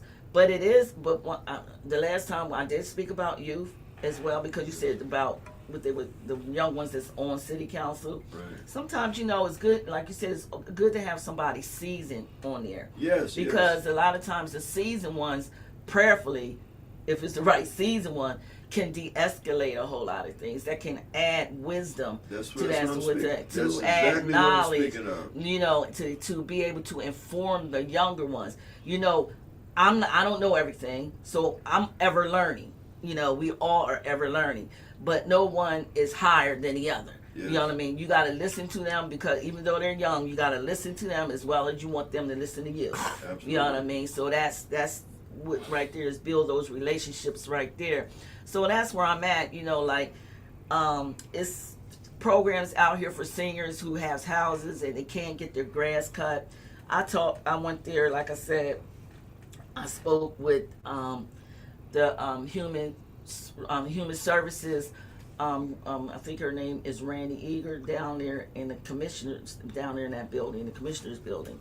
But I spoke to her. We had a long talk about different programs that's out here. You know what I mean? For they have a program that they a lawn mowing company will come around. They will cut the seniors. Land, do all that for your seniors. Also, it's just a lot that's out here. Just like for our youth, there is programs. I even spoke with the site manager, Tish Burns at the YWCA. You know what I mean? Like, she was giving me a lot of things. She was giving me a lot of information about those programs. It's programs out here. I spoke with for the youth. I spoke with Mark, the director of the Boys and Girls Club out there on Berry Hill, and out there on Hall Manor. And the reason why he said he would have wanted one out uptown, but the reason why he couldn't get it is funding. You know what I mean? It takes work. It takes the community to help to work it too as well. So it's no volunteers, and if I don't win, I'm going to try. I'm going to try my best to do what I can do and put some energy and time in with these programs out here with the youth and the elderly. Yeah, you know what I mean? Because we want you to win. So we're thinking positive about that. Yes, I want to win too. Because things needs to be changed. Yeah, we're thinking positive about that all the way. So folks, here you have a down-to-earth person. A down-to-earth person that's been helping people in the community for as long as she's been living here, and so far that's been most of her life. It was most of her life, and so this is someone that you should really, really consider when you place your vote for Harrisburg City Council member. I know there's a lot of quote-unquote marquee name people out there. There's marquee name people out there, and there's some comments that you may know about or know of. But if you want someone representing you that's not one of these quote-unquote marquee name people, someone that's down to earth, someone that lives in everyday life that you are living out there, someone that's been helpful to the community the way she's been helpful to the community during all this time. We need a reasonable voice, we need a down-to-earth voice, and we need a seasoned voice also sitting on Harrisburg City Council. And so we do hope that you will keep Sharon Horn's name in mind when you go to sign that ballot, when you go to make your selections, and we do hope that she'll be one of your selections for Harrisburg City Council. And Chris Thomas, you got a comment, or is there a phone call coming in? No phone call at the moment. So how are you feeling, Ms. Horn, this close to the election, seeing the election is about a week or so away? How are you feeling? You feeling confident? You feeling pumped? You feeling certain? I feel confident. I feel good. I don't have no regrets of running. Sure. So I feel good. you know, the people got to decide who they want. If they want change, they have to vote for change. Sometimes because, you know, as leadership, you know, they want to. I don't want to feed nobody false hope. Yes, You ma'am. know what I mean? And let them know I'm running to be my best, do my best, give my best, to do better, be better, to give better.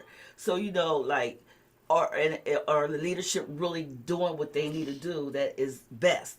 Okay, if you give it your best, then it's time to do better. Sure. You know what I mean? So, you know, to do what I can do for the community, making sure I meet the needs of the community.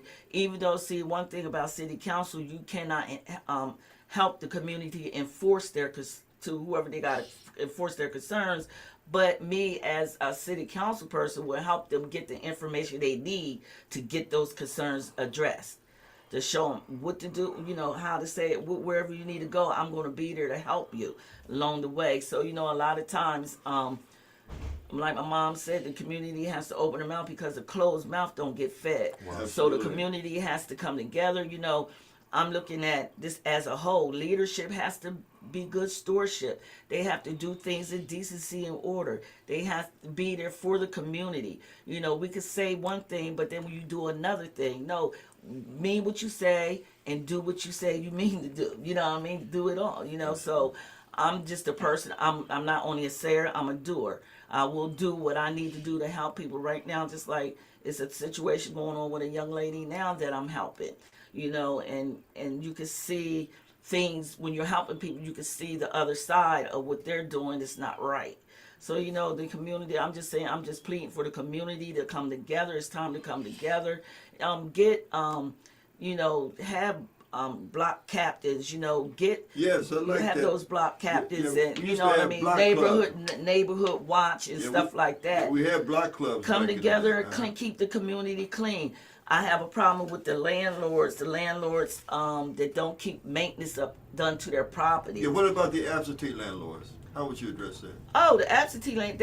One thing they need to change some things, some policies. However they do, they need to change some things, amend some things for any landlord that lives outside the state. What the city need to have is maintenance department. Somebody need to come up with a maintenance department to do, you know, to keep up, you know, the maintenance on different properties, to have them make sure they get somebody in Harrisburg to maintain their properties. Absolutely in right. the city. And So if they don't, I they think should lose them. They should lose them. forfeit their properties. They should right. forfeit their properties because Don't what the leave us city, no raggedy house, no Right. raggedy building Yeah. in our city. Yeah. And here you live someplace in Florida Right, or right. Maine or someplace in California, and you're gonna leave this raggedy, falling down house on our block where you don't live, where you don't care about how the aesthetics look in our neighborhood, because all this stuff brings down the spirits of the residents that have to pass by that junk that you left there. I think you should lose it. Yeah. And not only that, it caused other people's houses to be devalued. Absolutely You right. know, and that's absolutely what right. I look at that. You know, you got to look at those dilapidated places, and their only thing the city can do is keep finding them. But if you keep finding them, you're not getting your money. You just keep wasting paper. You know, it needs to be some change the way they can purchase property in the city. You know what I mean? Even the landlords that may be here in the city. You know what I mean? You know, do the work. Yeah, I was know certified mayor from the Yeah. city. You have 90 days to Or correct sell their properties. to correct as is. these issues, these violations with your property. And if you don't respond, if you don't do it within 90 days, your property will be put up for city auction. Your property will be forfeited and will become the property of the city to do with it as it chooses. And also, what the community can do, if you gotta have community leaders. Or if we end up tearing your property down, well, you will bear the cost of that. Right. Go ahead. And what the land also what the community do is come up with a landlord association within the community to have meetings with different landlords. Right, absolutely. You know what I'm saying? And sometimes to let them know how you feel, and the landlord should be held accountable. They should be held accountable for not upkeeping their properties. Not just and another thing I would say to the community, not just get out there on spring cleaning, but help keep your community clean. Absolutely. You know what I right. mean? Absolutely So right. it's all a hand in hand. It's all about engagement. It's all about working together. It's all about the city council being able to work with the mayor's office. The mayor's office able to work with city council. Is the way you need to conduct yourself through your character and your conduct when you're before the people. You know what I'm saying? So sometimes I have seen meetings that wasn't centered the way it should be. Yeah, see, You know what I mean? that's why we need a mother on city council.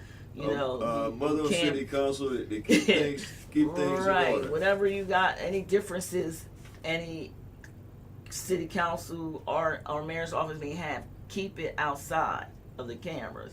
You know what I mean? I had you can't be like that out front like that. Yeah. But anyway, but the point is, like, I just think it needs to be some change. I know I can bring change.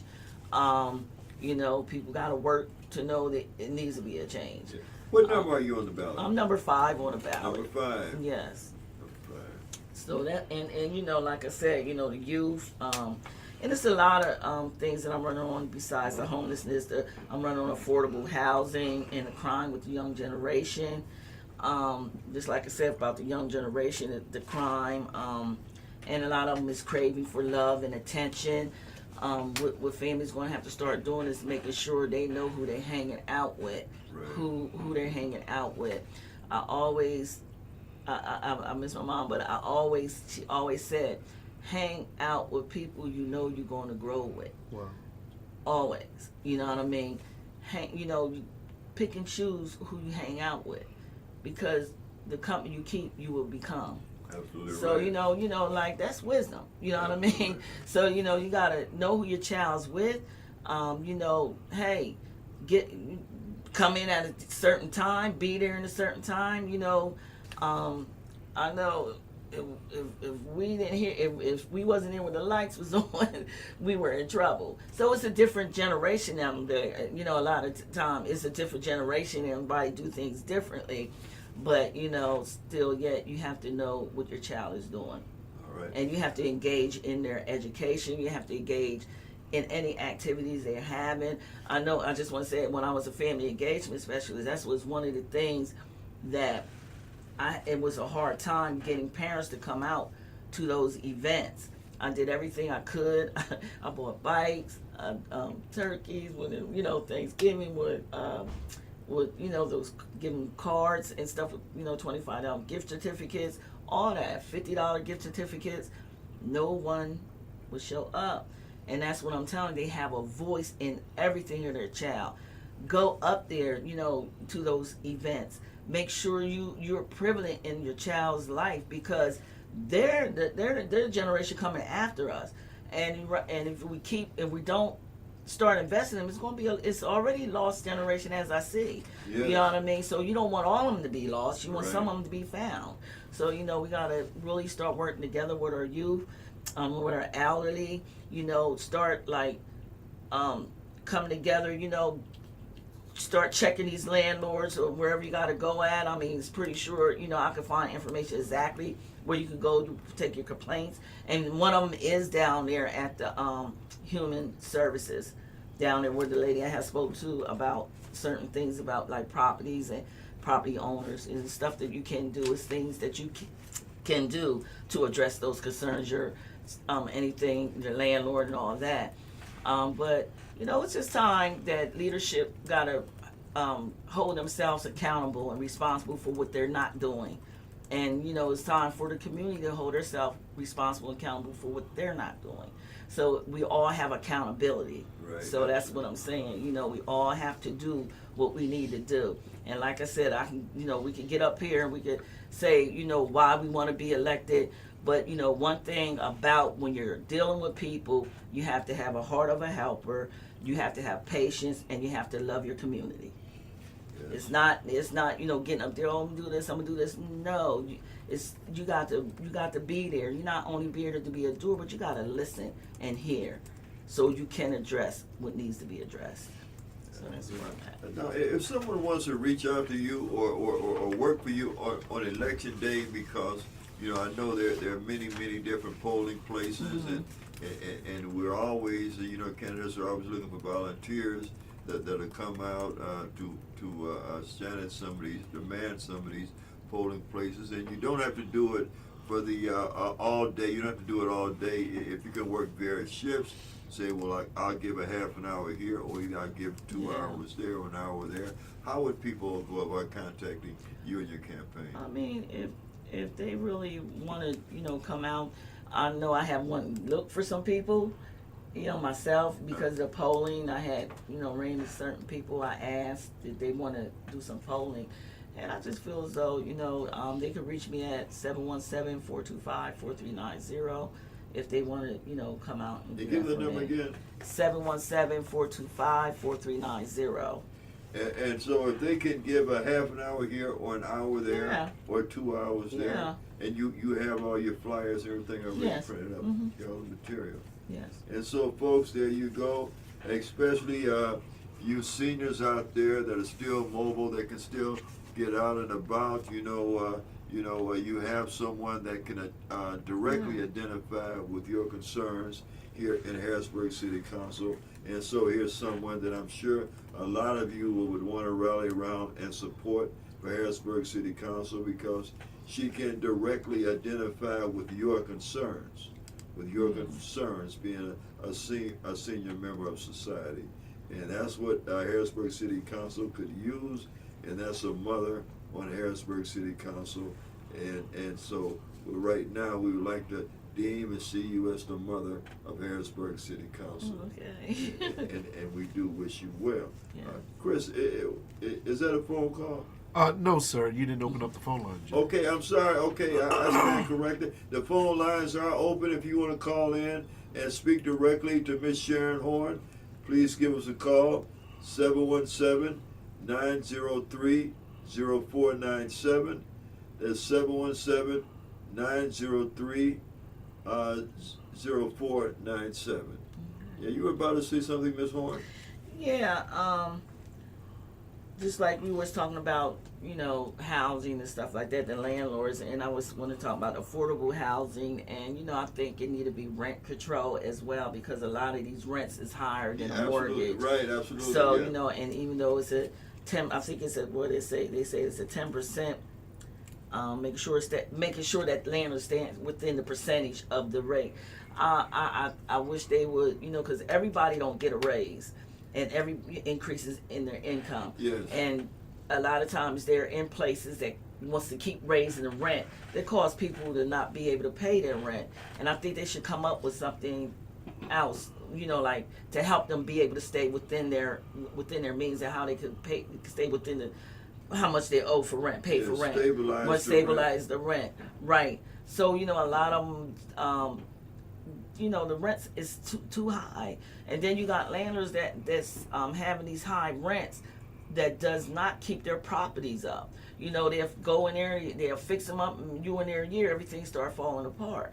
Then, you know, they don't like when you're calling them that they gotta fix this, they gotta fix that. You know what I mean? So, you know, you gotta hold them accountable as well. I'm gonna let the community know if the community has any problem regarding their rent, you can speak to your Senator Patty Kim or Dave Madison, expressing your concerns, and ask who wrote the bill suggesting to change that bill for your rent control. You know what I mean? You have a voice. Use your voice. You know what I mean? Go to your senator. Say that again, because these are two people that like to come out. I know one in particular that likes to come out and parade around during election time, but to hold them accountable, Right. this is part of their responsibilities. And so tell those people again. Okay, if you have any problems regarding your rent and stuff, you can speak to your senator, Patty Kim or Dave Madison, expressing your concerns, and ask who wrote the bill suggesting changes to that bill regarding rent control. You know what I mean? It's bills out there that, you know, you got to use your voices. You got to find out who you can contact, and that's what I like to do, is help people inform people how to get the information to get their concerns addressed. So, you know, it's out there. You know, but it's a lot of people that don't know how to get the information, and that's why I would help a lot of people, because they did not know how to get information. So I would go, I would do the legwork for them, do everything they need to do. I get back the information to them and tell them how they can do it. But sometimes, like a city council, you can't help go to the table with them. You can help them get it, but you can't go to the table with them. But I would help them get the information, and then they could go to the table with it, and help them how to critique whatever they need to write or whatever like that. I can help them with that information, but I can't actually go to the table with them. Right. But she can direct you. Well, I tell you, okay, and so tell us some more about your platform. Okay, and also about the affordable housing, I would say about holding landlords accountable, maintaining their properties. Also, buying a home is critical to the economic growth for our city. By attending classes, how to manage your finances, budgeting classes, how to restore your credit, and other things you would need to know, to buy a home. It's things out here, and it's grants for everything, because I'm always searching grants myself. So it's a lot of grants out for anything. If you're left-handed, it's a grant. If you're right-handed, it's so many grants out here. Also, the crime with our young generation. Our young generation, like I said, is craving for love, attention, and direction. They need somebody to hear them. They need somebody that's going to really listen to them. The young generation, some of our young generation has questions that needs answer, and sometimes the ones they don't trust. Their trust is not there with adults, so it's kind of hard for them to trust a lot of adults. But I thank God every day that I just love on them. You know what I mean? When I see them, I hug them, and when I'm in church, I'm hugging on them, just giving them, just giving them encouragement, inspiring them, letting them know that they are valuable, they are needed and necessary, and they are worthy.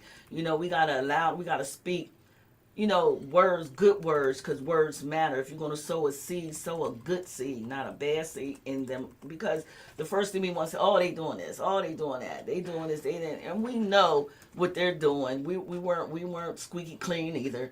So but still, yet you got to start loving on our generation and letting them know that you care about them, and just pour your hearts out and just try to bring them. You're going to save somebody. You might not save them all, but somebody is going to be saved. And even if it's one, that's a good thing. So, a lot of them is facing peer pressure and bullying, and they just need a good support system to help them get through. You know what I mean? Get through what they're going through. They need to help them learn how to make good choices and decisions, because when they make the wrong choices, they be long-lasting, life-changing, and it can be long-suffering. There are consequences. Yeah, there are consequences. From a baby all the way up until you get 12, all the way up, there are consequences. So that's why we as adults have to make right choices, decisions. Because just like I said, they could be long-lasting, life-changing, and long-suffering. All depends on the choice and decision. We need to teach them how to live, the young generation how to live, besides making a living. That we got to know where their whereabouts are, who they hanging around with.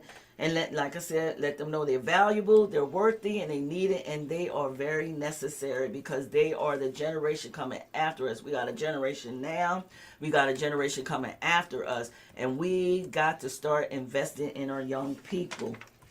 And another thing that I have is just to really encourage the community, and really just let you know that words matter. You gotta know how to choose your words, and words do really matter. How we speak, not only as a community, but as leadership.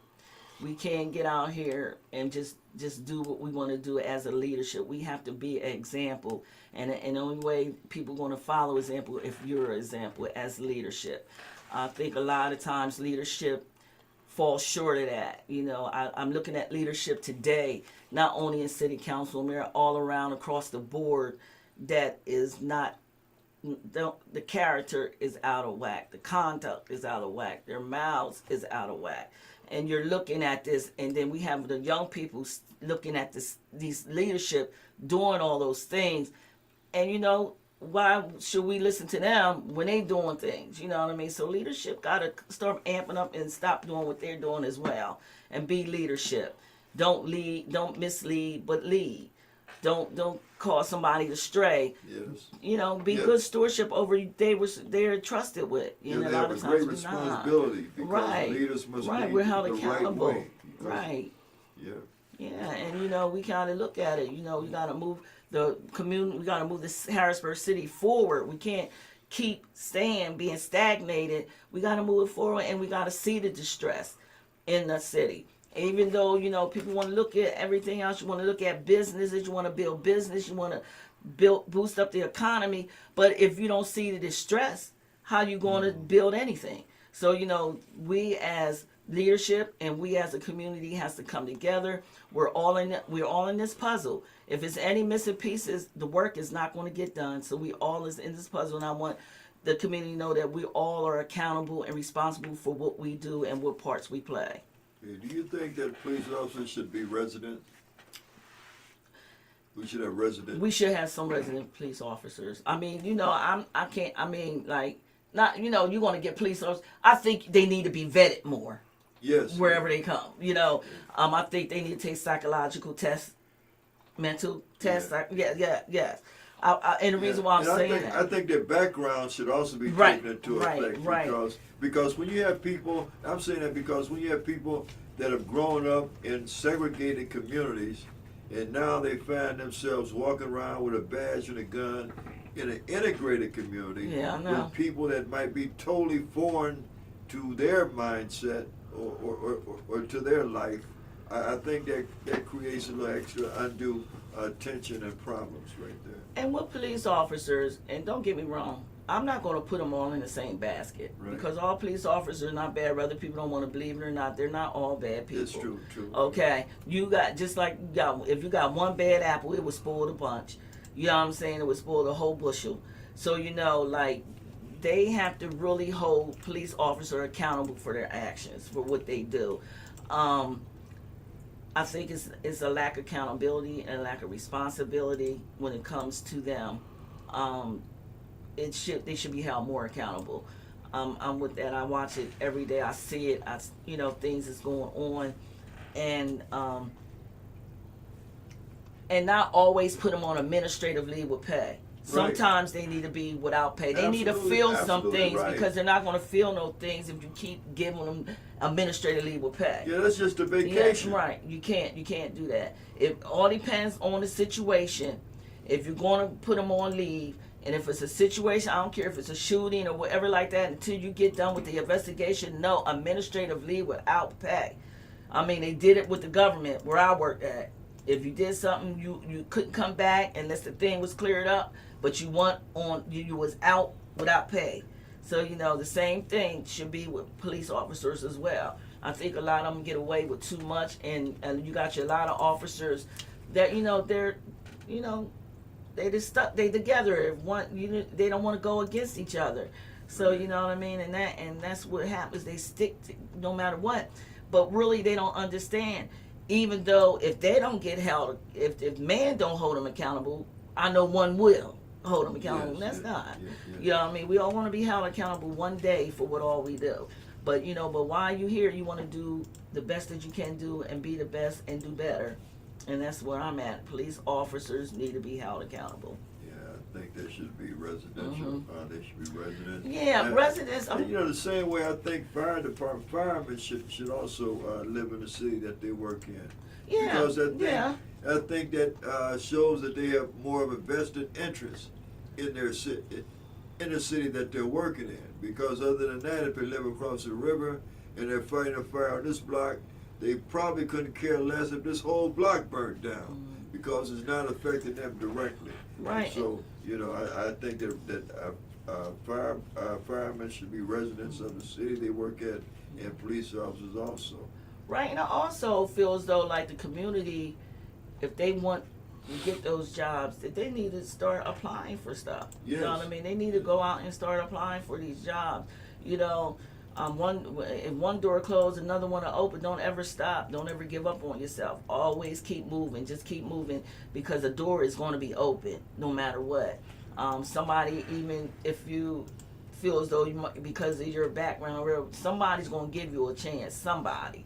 So, you know, don't ever stop, you know, doing and moving forward for yourself, because a lot of times when we stop, we get complacent and we get, into that little slump, you know what I mean? But they got to realize that they got to get up, not just rise up. They got to start rising up and strengthen their hands to do a good work, because we all are in this thing together. You know what I mean? There's not one here, leadership, community, all. We all got to hold our own self accountable first before we start holding each other accountable. Then if you can hold your own self accountable, you can hold somebody else accountable. Absolutely. Yes. Absolutely. Okay, Chris Thomas, we're about to close out the program. Do you have a closing word or comment from this? Sure. Again, it's always refreshing to hear your sincerity and your transparency, and it's very well welcomed in the city of Harrisburg. What would you have me as a voter and the Harrisburg voters to remember as we go into the polls on the 20th, if we haven't already mailed in our ballots? Well, I want to remember that I'm a person that will do the work, that I will help them in every way I can to help them get their concerns addressed. You know what I mean? And make sure things are done in decency and order. Make sure, because city council holds the purse, then make sure the money is being spent accordingly. I'm not the type of person who just will sign off on anything. Sure. I'm a person, I'm going to ask questions. Is this needed? Is this necessary? So, is this going to help the community? So, and how, the spending, you got to curb, you got to know what you're spending on. So, I'm that type of person. I read everything, small print, large print, everything. Sure. I read it to make sure that what I sign is going to be my signature, that I know that's going to help the community. That's good. Thank you. Absolutely right. Absolutely right. Okay, folks, that draws to a close this particular broadcast, and we have a special broadcast coming up this Saturday, being that the election is Tuesday, and so we have scheduled, candidate for mayor, Mr. Lewis Butts, should be making a return appearance this Saturday, and so those of you out there that still want to have an opportunity to get your last word out to the voters, please contact the station or inbox me. Right now, I want to thank Mr. Terrance Webb for being with us during the first hour. I want to thank and look forward to his podcast coming here from The Voice 17104. I want to thank our street reporter, Khaldun Scoop Rashid.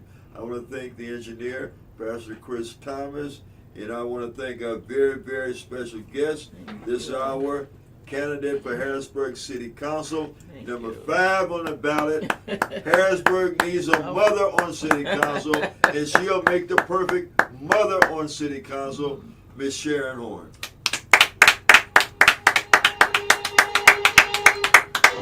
Number 5 on the ballot, y'all, Harrisburg City Council.